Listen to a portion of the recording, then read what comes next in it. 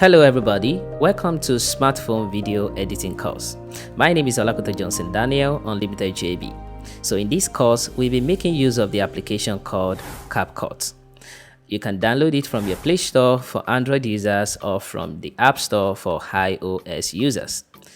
In this episode, we'll be looking at the interface of this application. Now open your Capcut. The first thing you see is the home screen, and this is where you create a new project or access existing project. So to create a new project, click on this new project. Now it brings you to where you can select the media file for you to start up your project. So select any of your media file. You can select either your video or you can go to your photos to select. I'm going to click on video and then import one of the video. You can click on this radio button right at the here. So once you click on add. You are now in the workspace of Capcut. Now I will divide this interface into 4 parts. The first part is this part. To your right, you have the arrow pointing upward where you click to export your video. Next to it, you click on the 1080p, where you can set the resolution of your video. You can go upward up to 4K or 2K, and you can set 1080p, and you can increase your frame rate. Remember, the higher your frame rate, the higher your export size. So I will take it back to 30.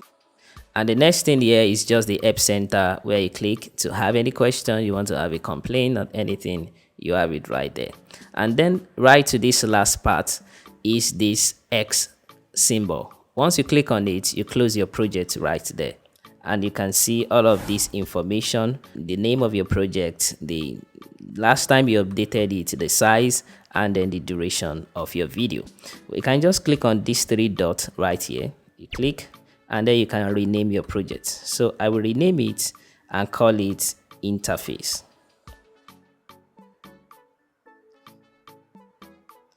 Click on OK, and then it's been updated. Open your project again. We go back to the second section.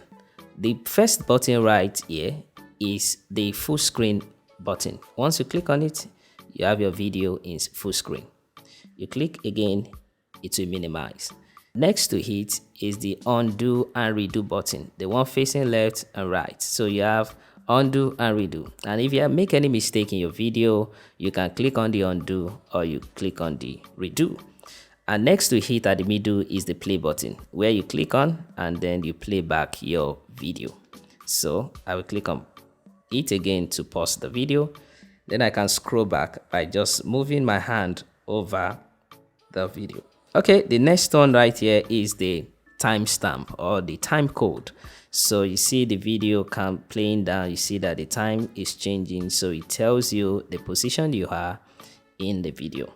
Lastly in this part is the timeline, and you see it marked out in seconds. You have the 00, the dot next is 1 second, the next one is 2 seconds. Now to the third part. To your right, you have this plus sign on a white background. So you click on that to add a media file. So you select the media file by clicking on any of this radio button right here to select, and then you click on add to add your file. So back here, the next option here is where you have this cover. To the other side, you have this cover icon where you can add a cover. You can change the cover for your video. So you change the cover right here. You can just swipe right here to change the cover, and then you click on save. Save cover right here. So once you go back by closing your project, you will see that the cover that you selected is what you have at this point. So you open your project once again. Then to this part, you can mute the audio of the entire timeline by clicking on this right here. So if you click on it, you mute the audio of all the video on the timeline, and if you click again, you've unmute the audio for all the videos on the timeline. So and lastly, we have the add audio here. Once you click on it, you can add audio to your timeline. So back in the last session, we have the edit, audio, text, stickers, overlay, effect, filter, format, canvas, and adjust. And once you click on each of them, you will see another second level 2. Each of them have a second level 2. You see you have the split, speed, volume, animation, extract under just that. And the same for audio, the second level 2.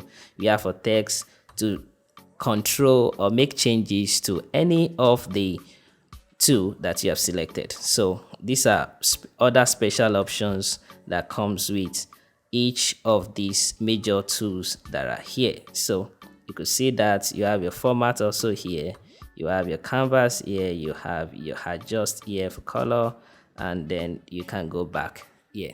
And when you are done, you can just click on this X symbol here to close your project.